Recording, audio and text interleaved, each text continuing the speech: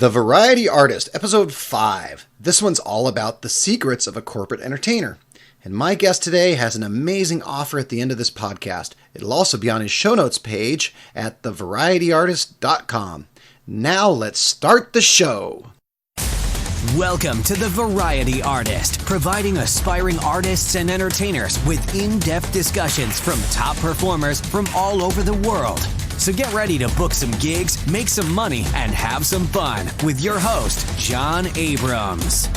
My guest today has been a full-time professional magician for the past 20 years. He's traveled across the country and internationally performing for people of all walks of life. He's performed for celebrities including Johnny Depp, Steven Tyler, Martin Short, Reba McEntire, Teri Hatcher, and Christie Brinkley, just to name a few. He's been hired by many of the Fortune 500 companies, including Costco, WellPoint Health Networks, Northrop Grumman, Amgen, and Yahoo. He's a frequent performer at the world-famous Magic Castle in Hollywood, California, and performed at this prestigious and exclusive club for 23 years in a row. Woo! Variety artist, I give you corporate entertainer Lou Serrano. Thanks for having me here, John. Thank you for joining me today, and thanks for taking the time, Lou. Yeah, well, I've been following your career for about 10 years now, so I'm excited to be here. I'm excited you're here. Now, we have a lot in common. I'm a magician, you're a magician, and you are married to somebody whose name is? Dee Dee. And my wife's middle name is Dee. Ah, okay, all right. So, that's absolutely true. Now, you got married? Less than 3 years ago. About 2.5 years ago. Well, tell me, I went through a bunch of your accomplishments, your business accomplishments. How does your personal life look? You're married and what? Yeah, I'm married to a beautiful woman. She's now retired. She used to be a nurse. That was her profession. But then when we hooked up together, we've been together for about 7 years now, she started assisting me in my stage shows. And about 2 years ago, she retired from nursing. And so now she assists me in my stage shows. She also assists me in my business. She's like my go-to person. In your stage shows, is she the box jumper? Is she the one that gets cut in half? And yeah, sort of. I don't do the really big illusions. We do some stuff on stage. She's actually phasing out of it because I do a lot of traveling. It's not her favorite thing to do. Not the traveling, it's the waiting when we're doing shows. It's like the waiting around. It's like it's not her favorite thing to do. To me, I don't mind it. It doesn't bother me at all. But so she's kind of phasing out the performance part of it, but she still helps me in behind the scenes of this business. So she does a lot of your business stuff. So if I call, is she the one that answers? No, I always answer, but she'll do, like, if we need to do cold calls or things like that, she's the one who does all the cold calling. I don't do any of that stuff. Gotcha. Now tell me about, I'm fascinated. I looked at your website and I'm fascinated by your rock star past. Oh yeah. For about 10 years, I was a professional musician. I played in a heavy metal band. I was a guitar player from the early 80s to the early 90s. Played all over Southern California, places like the Whiskey A Go-Go, the Roxy, the Troubadour, all those very famous nightclubs. It was an amazing time of my life, but it was a long time ago. So I'll bet there are some stories there, though. Oh, there's plenty of stories that we won't even get into. Now, 3 different bands. What were the names of your bands? The one that was the most popular was Lace. We headlined all the nightclubs in Hollywood.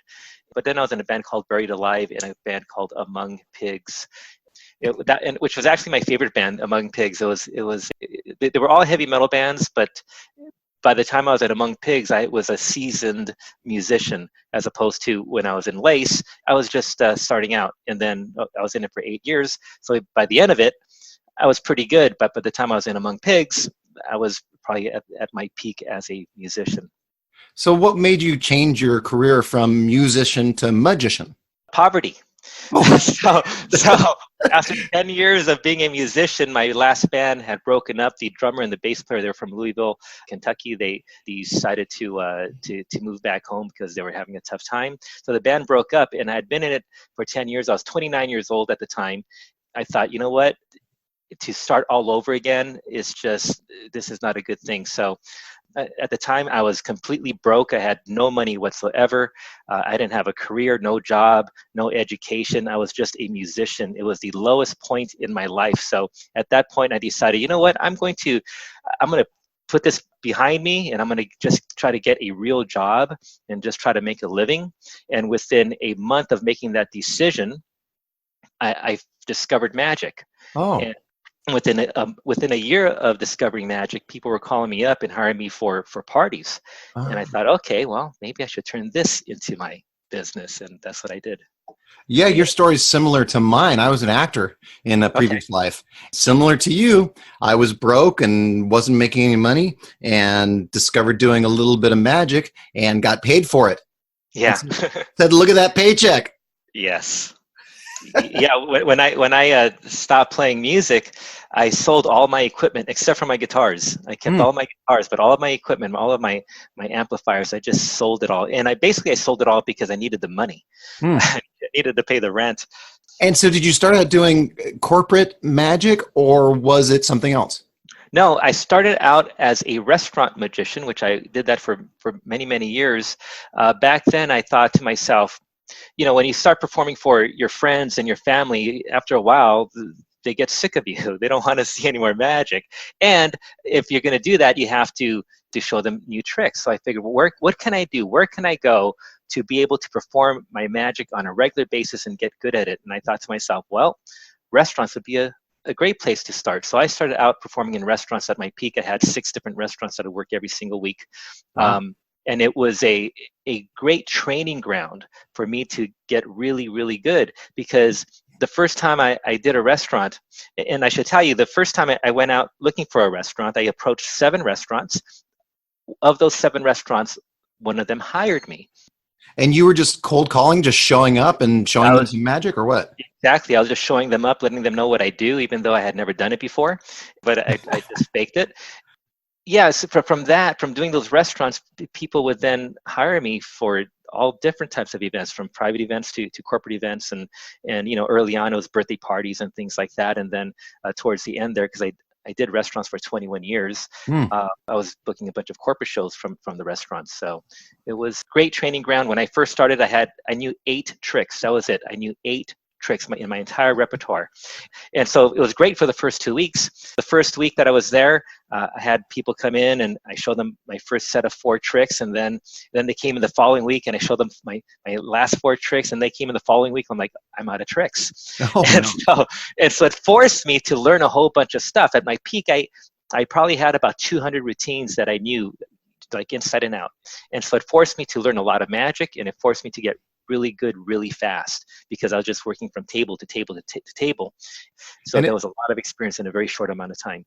It sounds like it was a great feeder too for the corporate events that you would do later. Eventually it was, because as I kept doing the restaurants, at first I was only doing family type restaurants, but then as I progressed, I was working country clubs. Even though I retired from doing restaurants about 3 years ago, I just started a new restaurant just like 3 months ago, but it's at a country club. I didn't go out searching for it. They contacted me. They had seen me somewhere. They contacted me. So now I'm at a country club the last Friday of every month when I'm available.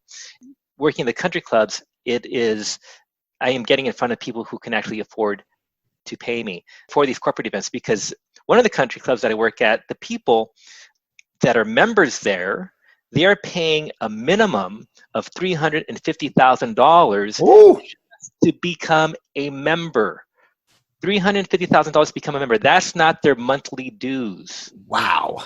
That's a lot of money. These people are rich. And so getting in front of those kind of people is where I need to be now at this point in my career. So what a great lesson that is for anybody listening to this. If you're working a family restaurant, you're doing magic for families, kids, probably booking birthday parties and family events. But if you're doing a country club like you're talking about, Lou, someone has to pay $350,000 just to walk in the door, basically. Then you're going to meet people with money. Exactly. Yeah. That can afford you and are willing to pay high dollar.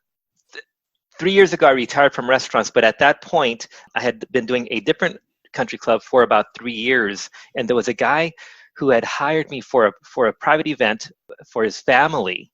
When I saw him at the country club, he pulled up in a Rolls Royce, like a brand new Rolls Royce. Mm-hmm.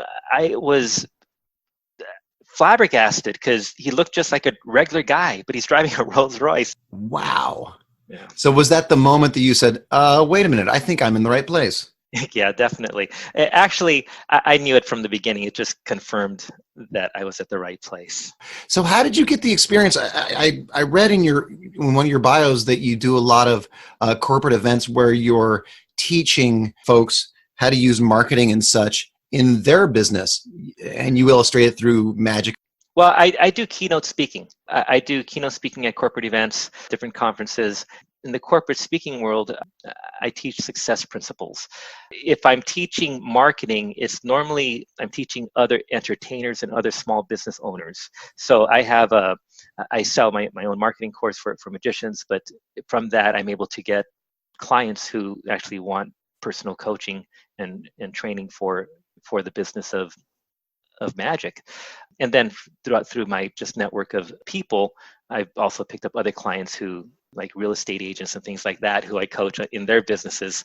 They're kind of two different things. One is kind of coaching, and the other one is speaking.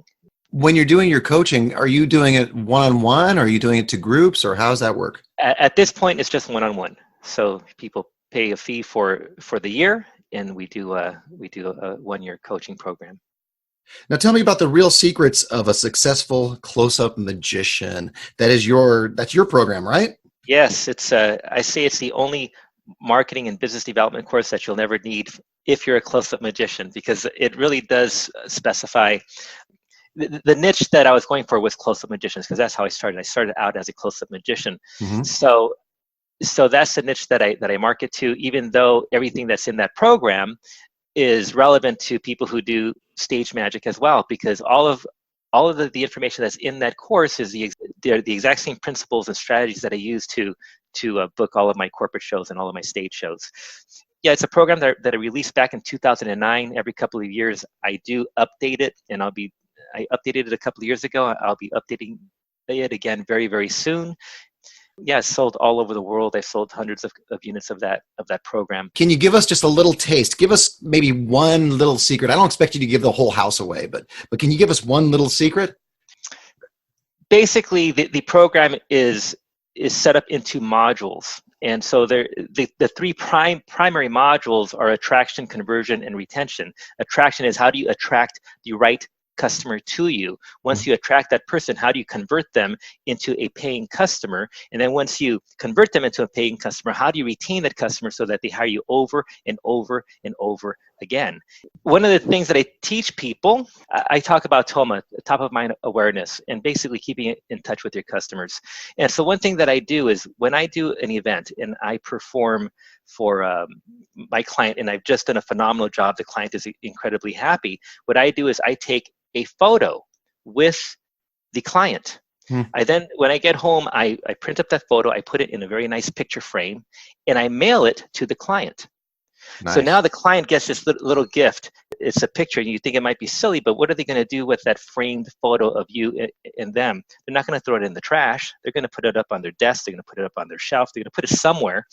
And every time they look at that photo, they're going to say, oh, look, there's me with John Abrams. There's me with Lou Serrano. So the next time that they need a magician, they're not going to go on Google and look up magician for hire. They're going to say, I'm going to call up my buddy John Abrams. I'm going to call up my buddy Lou Serrano and hire that person. And that way you always stay top of mind with that person. Great. So is your name and phone number on the frame itself or the picture or what? No, not at all. It's obviously they're getting a personalized note with that, but they're going to remember who I am. They're not going to forget who I am. That's a great tip. And is that one of the secrets that's in that course? It is, yes. Hey, and that one was for free. It was, yeah. and it's very effective too. So few people actually do that, but it's very, very effective. Yeah, I'm always shocked when I talk to people and they don't even send a thank you note or anything, and they're really missing a great opportunity, not only just to thank the person and say, gosh, thanks for inviting me, but also they're missing a great marketing opportunity also. Sure, yeah. Now tell me about your steel ball routine. I just watched it online seconds ago. It's a terrific routine, and I know you're selling it to the public, right? I do. I also released that back in 2009. It's one of my signature routines that I would do at the Magic Castle every time I was there. It is a routine that fooled other magicians, and I actually put that routine together to fool other magicians. I wanted to, when I started performing at the Magic Castle, I wanted to stand out. And so this is when I was just for the close-up gallery. I put this routine together. I did it for about 10 years. And then I figured, okay, it's time now to release it to the magic community. And so I put out this DVD with the steel ball routine, along with some other of my pet routines. And then I realized that people would come to see me at the Magic Castle. They wanted to see it because they had heard about it. So then I ended up keeping it in my set for about another 5 years before I officially retired it from my set. But I remember when I first started doing that routine, I would have people come to see me. So there was one particular magician, he's a very famous magician. I'm not going to mention his name. He came in to see my show, and he's like a wisecracking magician. And throughout the show, he just kept making these funny comments and kind of like trying to be a star of the show himself, even though he was in the audience. Sure. And which was fine. And so then I get to the steel ball routine. He shut up. He just stopped talking. And then he didn't say anything after that. And then I finished my show, and afterwards I figured I would say hello, and he disappeared. I was like, I wonder what happened. Where did he go? Apparently he got out of line, and he got right back in line to see my next show. Now I do the following show, and he's in the audience, and he's not saying a word. He is just like glued to my performance. And then after that show, he's like, okay, I had to see your show again because you fooled me. You fooled me the first time around. So, and that was a good feeling. I did put that routine together to fool magicians and to actually stand out. But I don't perform it anymore. I retired it from my set. So, but I sell it online. Well, you sell it, so and it's online, so now it lives on forever. Exactly. Yeah. So I saw a lot of trade show stuff that you do too. What is kind of the secret of building an audience in a trade show? Being good at what you do. So obviously, the magic is what attracts the audience to the booth, but it's how you relate to those people and how you integrate the company's messaging and what you do with those people after you do your show, which is to get those people into the booth and talking to the salespeople that are at the booth. That is what keeps you coming back to a trade show. That's what entices the client to then want you to come back at their next trade show. Because if you just draw a crowd and they're disappearing after your show, it's kind of a wasted opportunity. So is there a method that you use to draw them in so they can talk to the salespeople? Every trade show magician that I've seen always does it differently. And for me, I just try to be real personable. I ask them questions throughout my presentation. I only do about a 12-minute show when I do trade shows. Mm. As I'm doing the show, I'm asking people what they do. That allows me to pick out certain people that I want to make sure that those people get to talk to certain salespeople that are at the company booth. That's how I handle it. So as you're doing your routines, you're kind of trying to figure out who in the audience would be somebody that kind of qualifies exactly to talk to the salespeople. Yeah, exactly. And also it allows the sales staff at the booth to pinpoint who they want to talk to as well. So as I'm talk to them and asking questions, they could say, oh, I need to make sure I talk to them, make sure I don't let him leave without speaking to that particular person. Right. And how much of the client's information do you actually put in your routines? It depends on the client and on the product and the service. I don't put in as much as some other magicians and entertainers. Basically, I try to talk about the benefits of the product that I'm representing or the service. So I do very little. Basically, I do a bunch of magic. I do some little pieces where I talk about the company or the product or the service. And then right before the grand finale, I just say, are you guys ready for the grand finale? They say yes. I say, take a step forward. And as soon as they take a step forward, they're kind of locked in there. And then I give them my my little sales pitch, which the sales pitch is maybe about a minute, maybe 90 seconds, talking about the company and what it is that they do. And then I do the grand finale. So that way, the grand finale entices them to stay there at the booth, and then I'm able to do my job of getting the message out, and then obviously getting them into the booth to get their badges scanned or talk to a representative. So it's almost like a street performer, because street performers do the same thing. They have a big pitch at the end. Their pitch is for themselves, but it's similar to that. Yeah, I think street performing would probably be the best training ground to do trade shows, because it's exactly what you need to do. You need to gather that crowd. You need to do your pitch. You got to do all that, and it's a great training ground for doing trade shows. All right, I have to ask you this. So I'm on Facebook, and I'm watching your Facebook, and you're doing all these push-ups. I know I'm kind of all over the place with these questions, but tell me about the push-up challenge. My goal was to do 100 push-ups within 2 minutes, and I'll tell you how this goal came about. I was online one night, and I came across an article that said that if you can do 20 push-ups, that you are a relatively strong person. And I thought, well, I can do 20 push-ups. So I just got down on all fours, and I probably did 30 some push-ups at the time. And I thought, oh, that was pretty easy, so because I work out on a regular basis. I work out about four times a week at least. And so I thought, these are kind of fun. Maybe I should set myself a goal. Let's see if I could do 100 push-ups. And so I figured I'll do 100 push-ups. I want to do 100 push-ups within 2 minutes. So I set that goal for myself, and I'm very big into goal setting. After about a year, I didn't hit my goal. It was a lot harder than I thought it would be. It actually took me about 2 years to hit my goal. But the interesting thing is, I always tell people, how do you create success? Well, you set a goal, you create a plan to achieve that goal, and work on that plan every single day. And when things don't go your way, you adjust and you keep pushing forward. So I had a goal, which was 100 push-ups within 2 minutes. I set a plan to achieve that goal, which was I had my workout program along with my push-up program. And I would do that on a regular basis. After about a year and a half, I had gotten, I think my peak was like 72 push-ups or something like that within 2 minutes.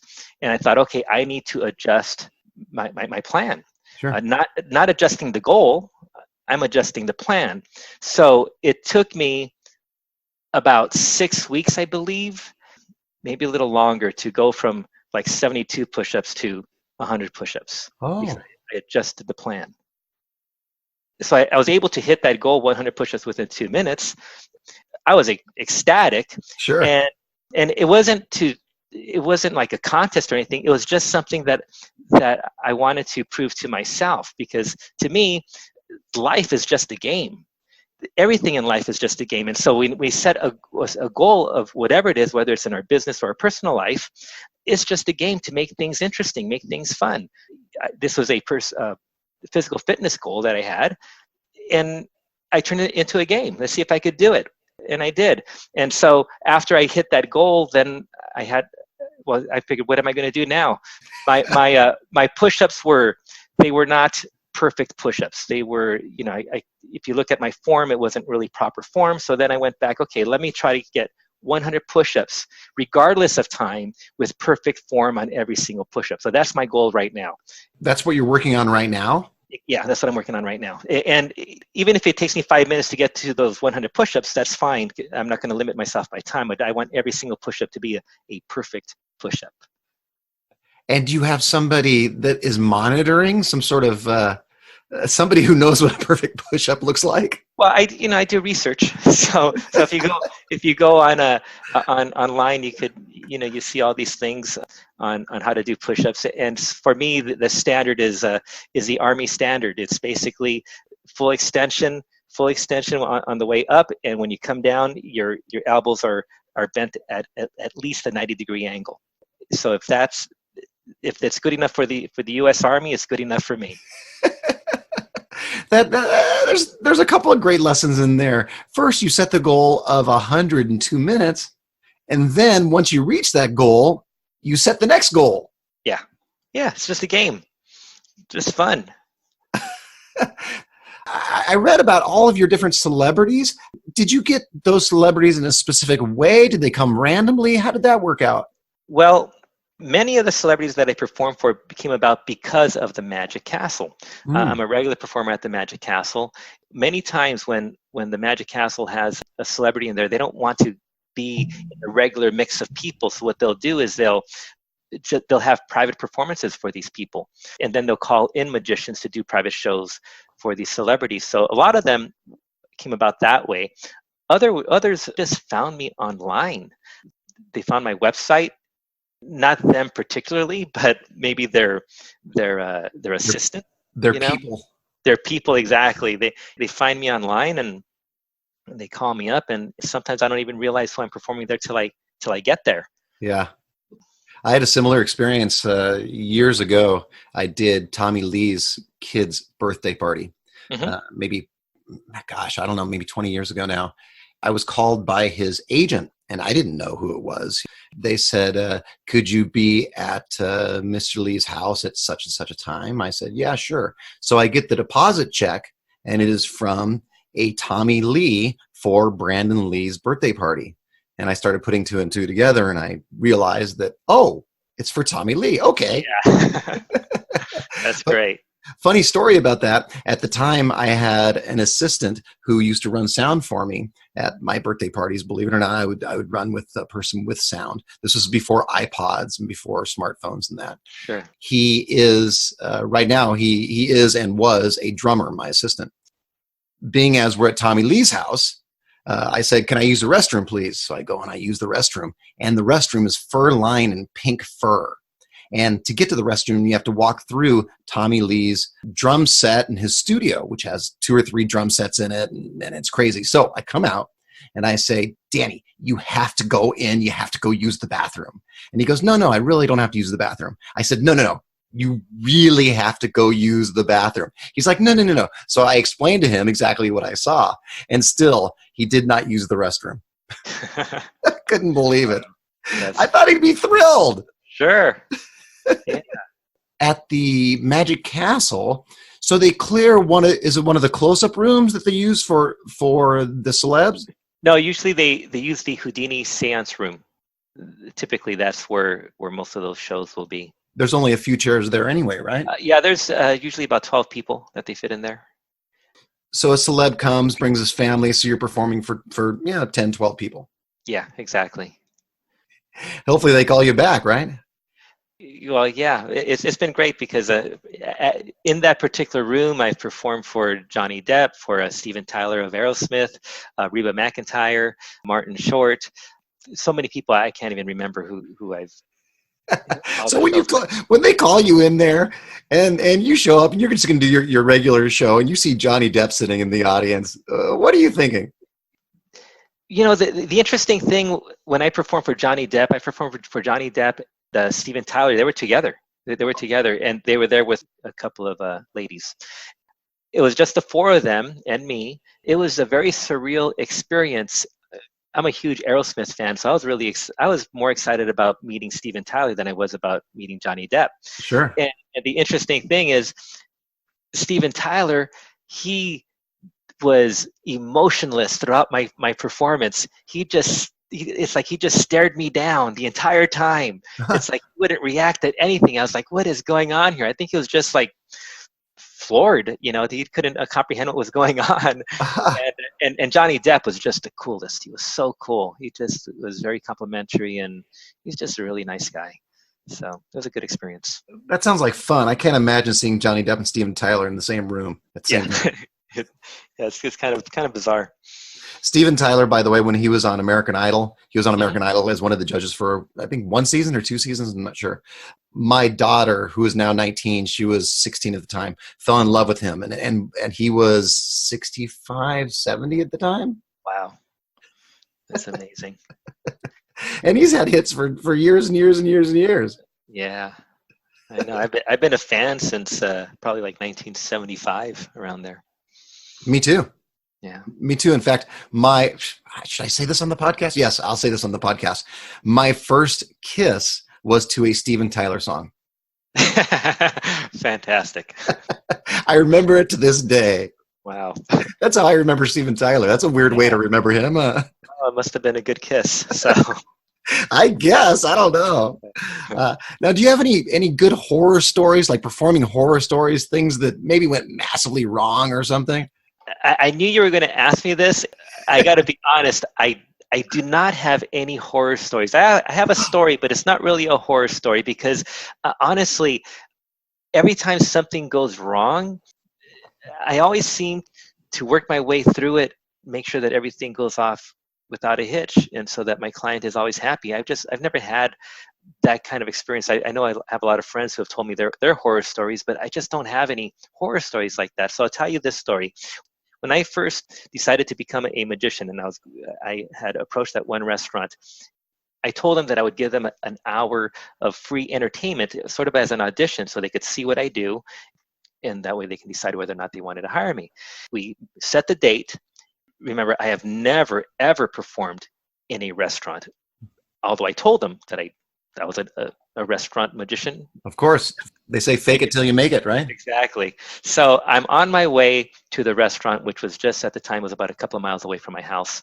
And as I'm driving, I am scared. I'm so nervous, and my heart is pounding through my chest. And the closer I get to the restaurant, the more scared and nervous I get. And at a certain point, I thought to myself, I can't do this. I have to turn back. I got to go home. I am not ready.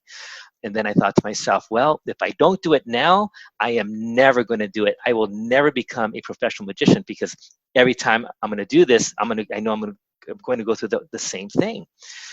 I thought, you know what? I'm just going to show up there, and if everything goes to hell, well, then at least I can say I tried. Sure. And I showed up there. I did my hour. During my hour there, the owner, he had come by and he took a look at what I was doing. At every single table, my hands were shaking. I was doing magic, and my hands were shaking. I couldn't stop them from shaking. So he came to see what I was doing, and I'm thinking, oh man, he must have seen my hands shaking. There's no way that he's going to hire me. And so at the end of it all, I approached him, and he says, "You're hired. When do you want to start?" Oh. And I thought, wow. And that one restaurant I kept for 9 years. But if it hadn't been for me to have the courage to get past my fear, I probably would not be speaking to you right now, because I would have probably never become a professional magician. Wow. That's a great horror story. I love that. And I've had instances where my hands have been shaking also. So you're not the only one. Yeah. And everybody does start with that first show. Everybody has the first show.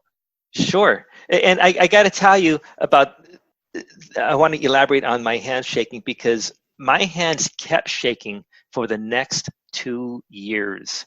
Every single I would practice at home, and my hands were smooth as silk. And then I would show up at the restaurant, and every single table, my hands would shake. I could not get over it. But I kept performing. I wouldn't flub my tricks. My hands would shake. Mm-hmm. And then at one point, I decided to audition for the close-up gallery at the Magic Castle. I had become a member there, and I thought, you know what, I want to perform in the close-up gallery. And so I auditioned. At that time, they actually had real live auditions. So on a Friday lunch, I showed up there.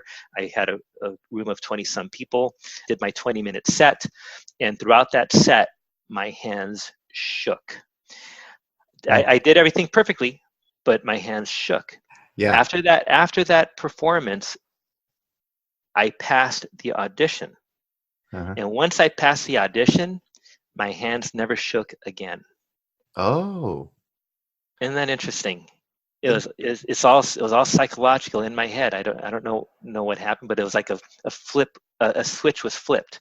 Well, what's interesting about that is that the Magic Castle, and if you belong to any magic circles, magic rings, performing for magicians is one of the most nerve-wracking things you could ever do, because they probably know what you're doing. Yeah, well, I guess at the time it was. Now I love performing in front of magicians, because I just treat them as a regular audience. And I believe art is as far as magic is concerned, because so much magic is derived from classics of magic, that it's your personal spin on things and how you present things. To me, it's like when I go watch a magician, I want to see how they're going to present something. When I'm performing for people, it's like I know that the magicians want to see how I'm going to present everything. Right. Even if it's the same effect, but it's your spin on it. Exactly. What is the process now for the Magic Castle? You mentioned that they used to do it live. Do they not do it live anymore? No, now you have to submit a video of your set to the entertainment director, and basically he makes the decision as to whether or not you're going to perform there. So you don't even perform it all live? No. Nope, not anymore. It's all by video? So do you upload something on YouTube or something? Yeah, basically. You could do that, or send them a DVD or what have you. However you want to get it to the entertainment director. Interesting, because you could videotape yourself at home with no shaking. Yeah, exactly. Exactly. But live, when you have an audience there. If you do that, you're probably not going to get the gig anyway. They want to see you do your show, the show that you're going to do at the Magic Castle, and they want to see you in front of an audience. They want to see how you interact with the audience and how you engage them and all that. So it's not just about the tricks that you're doing. Right. So they want to see a video with you and your personality and such. Exactly. Now, you're a UFC fan, are you? Oh, I'm a huge UFC fan and mixed martial arts. You and me both. Do you do any martial arts yourself? I actually, for about a year and a half, I did a little Taekwondo, but never really got that seriously into it. But I love the UFC. I love MMA. I love Bellator. I follow the whole thing. Yeah, I don't really follow Bellator, but just a little bit, but mainly UFC and other things that I see like on Access TV or something like that. I've been into the fighting sport since I was a kid, because as a kid I used to watch boxing. My dad was a huge boxing fan, and I watched boxing. I did too. I never was a boxer, but I would watch it all the time. And then when the UFC came out and started getting really popular, boxing just seemed like it was on its way out. And I started watching the UFC. And once I saw a mixed martial arts fight, I couldn't watch boxing anymore because it became so boring. Yeah, you and me both. So after that, it's like, wow, I just got hooked. I actually did some kickboxing for a while, for a couple of years. Started to do Brazilian Jiu-Jitsu, but I am just too old for any of that, so because I wouldn't even spar and it would beat me up. Just like hitting a heavy bag, just doing that, it's like my joints were just aching after that. I'm just, oh my God, this is a lot of work. Maybe when I was younger, it would have been fun to do, but at my age now, not that I'm an old geezer, but I'm getting there. So it's just a lot of work. It's fun though. When I was young, there was no such thing as, well, maybe there was such a thing, but I didn't know anything about it, about MMA or UFC or anything. My first experience with UFC, I was traveling up to Big Bear to go see a good friend of mine. I call him Big Jim because he's big and his name is Jim. He shows me this videotape. He breaks out this videotape and he says, "John, you have to see this. You have to see this." I said, "Well, what is it?" And he goes, "It's UFC 2. It was UFC 2 at the time, because UFC 2 was released before UFC 1. He puts in the tape and he goes, and it was Ken Shamrock and Royce Gracie. He said, "Who do you think is going to win this?" Anybody who's listening to this, who's seen these guys, you know what they look like. Royce Gracie weighed at the time about 175 pounds. He's wearing gi. He's a smaller framed guy. Ken Shamrock looks like he's on steroids. He's just this giant guy. He looks like, do you remember the old Bugs Bunny shows? There was a guy called the Crusher who had all these big muscles on muscles on muscles. Yes. Yeah. Ken Shamrock looked like him. So my big friend Jim says, "Who do you think is going to win this fight?" And I'm like, well, the guy with all the muscles, obviously. And sure enough, we know how that all went down. Royce Gracie taps him out in the second round, or first round, I think, like a minute in or something like that. Right. We stayed up till 2 or 3 o'clock in the morning watching UFC 2 and UFC 1, and I was totally hooked. Wow. Yeah, so you've been into it even longer than me, probably. Yeah, probably since when did that come out? 92 or 3 or 4? I think they just celebrated their 25th year. Oh, so yeah, that's right. So that'd be 1992. Yeah, or 93. Oh, boy. Yeah. Long time ago. We're dating ourselves. I know, dang. Before we let you go here, I want to get to a couple of things. First, a little piece of advice for the beginner. If you're just starting out, what kind of advice would you give somebody who's just starting out? I would say perform as often as you can. If you're doing close-up magic, just perform as much as you can. You get a restaurant. Do it as much as you can. If you're doing stage shows, do free shows if you have to, but get as much experience under your belt, because once you get hired for real money to do a show, you better know what to do, right? And I'm talking about doing this as a profession, not as an art. If you're just, there are plenty of people who are hobbyists and they do it for the love of the art. Yeah. If that's what you love, then that's fantastic. You don't need to follow my advice here. But if you want to do it as a profession, then perform as much as you can. That way, when you do get paid, you know what to do. That makes sense. And the restaurant, it seems like that would be a good place to try out new things. And it's a fantastic training ground. It'll force you to get really good really fast. If you want to do stage magic, then of course doing restaurant work isn't going to help you at all. You can do a free show at your local school or at your local church or something like that. You just do freebie shows until you get the experience to get paid. Many years ago, I was working at one of my restaurants. This was probably 10 years, no, maybe even longer than that, but maybe 10 years ago or so. There was a lady who was a TV commercial agent. She wanted to represent me for TV commercials. Mm-hmm. And I said, well, I'm not an actor.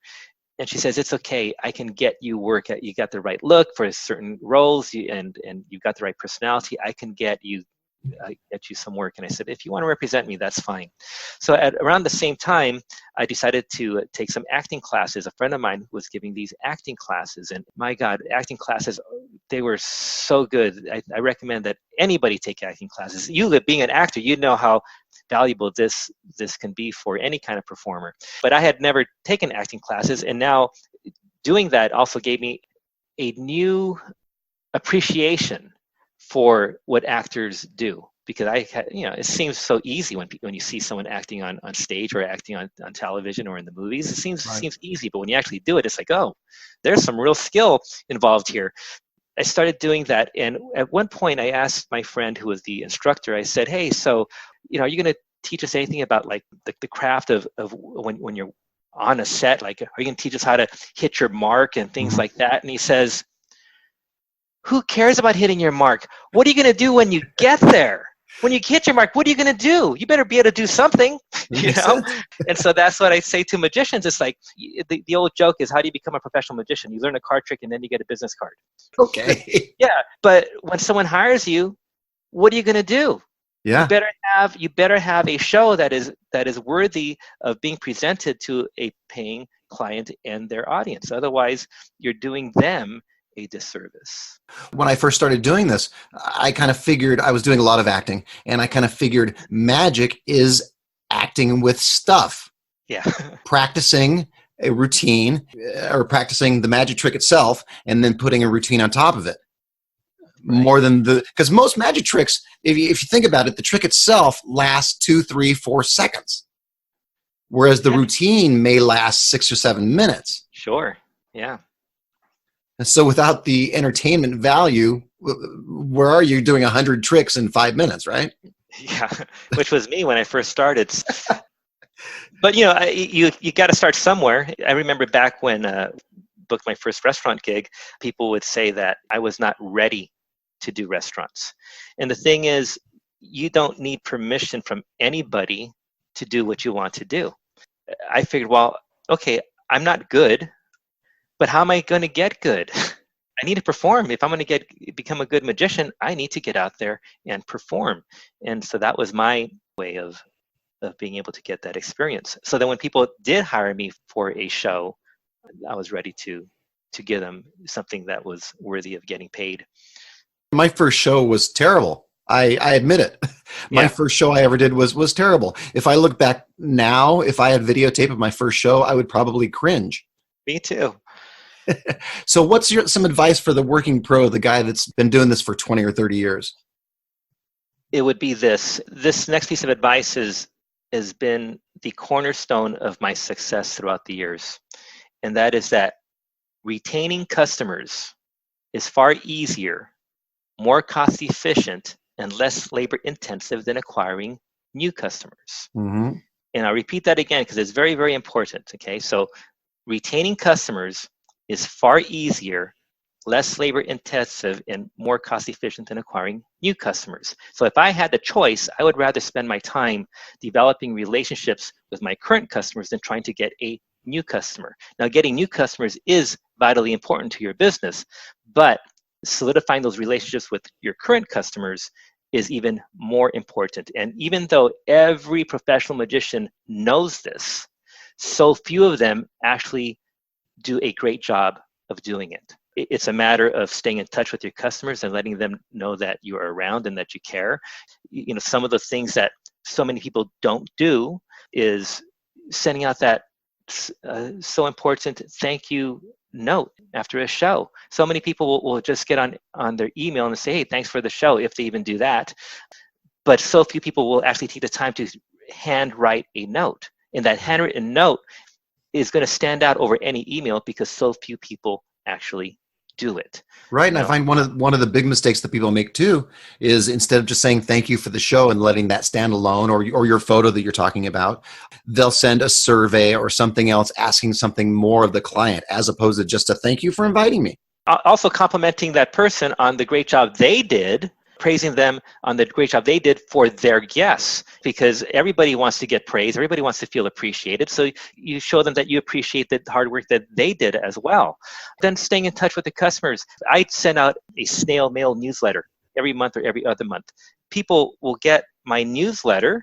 It's just a one-pager. Even if they throw it away, they're going to, at the very least, they're going to see my name, they're going to see my picture, they're going to see my call to action. Every month or every other month, they're going to get this newsletter. I'm staying in touch with them. I send out postcards on a regular basis. I'll send out emails as well. And I'll even call people up. Some people I'll call to say, you know, you hired me last year. That date's coming up. It's just want to see if I could be of service again. I'd make those phone calls, but there's also phone calls where I'll call old clients and I'll say, I'm just calling because I thought of you. I just wanted to say hello. How are you doing? That must be a surprise for them. I love that. Yeah, and you're solidifying those relationships with people. That whole principle there, that all of those strategies, is what has made me so successful over the years. It's I think the number one key to my success. Some of those ideas in the real secrets of successful close-up magicians? They are all in there, yeah. That and a lot more. Can you give us some sort of a deal on your... I would love to. Just so you know, the website is sixfiguremagic.com. It's all spelled out. Sixfiguremagic.com. Yes. If you enter the coupon code VARIETY, VARIETY, I will give anybody who signs up with that coupon code a 20% discount off the current price. So 20% off. Currently, the program sells for $247, but that's going to be going up pretty soon to $297 once I re-release it. It's on the market right now. The current things that I do in my business today to have a successful business. And so you'll get all that and you'll get 20% off if you use the coupon code VARIETY. What a deal, as in variety artist. Exactly. Well, Lou, you have shared so much great value with us with my podcast, and I really appreciate it. Before I let you go, give us a book or two that you've read that have helped you. Tell us why it's important to you. Sure. First one is Goals by Brian Tracy. How to get everything you want faster than you ever thought possible. I have read it. Yeah. Okay. So I first read this book in 2003, and it has been. I say that this book is the book that changed my life because I created so many goals afterwards, and it's amazing how many of those goals I've actually reached. Now, there's some goals that I haven't gotten to, but I'm still working on them. It kind of opened up my mind to what is possible for me. I recommend it to anybody. Goals by Brian Tracy. Have you read his? I think it's called Eat That Frog. Eat That Frog. I have read it. Yes, I've read quite a few of his books. So I'm a huge Brian Tracy fan. The second book I recommend, even though you only asked for one, I'm giving you more value. Give it to me. More value. It's a book by Jay Abraham. It's getting everything you can out of all you've got. Oh, This is more of a hands-on type of strategies that you can use. The Goals book by Brian Tracy, they're more like principles and ideas and some strategy on how to reach your goal. But this book by Jay Abraham, Getting Everything You Can Out of All You've Got, is about strategies that you could implement into your business today to increase your income, increase the amount of business that you're getting. that's so awesome. Well, I appreciate that, Lou. I appreciate you sharing all that value. I appreciate you sharing those books. I appreciate everything you gave us today. Thank you. I appreciate you having me on here. All right. Well, I'll let you go. And thank you to all my variety artists. If you found this podcast valuable, tell a friend. We'll talk to you later, Lou. See ya. That's all for this episode of The Variety Artist, but your journey continues on our website. Go to thevarietyartist.com for more strategies, insight, and resources, as well as show notes on today's guest to assist you in your career. We'll see you on the next episode of The Variety Artist. But until then, go out and book those gigs, make some money, and have some fun.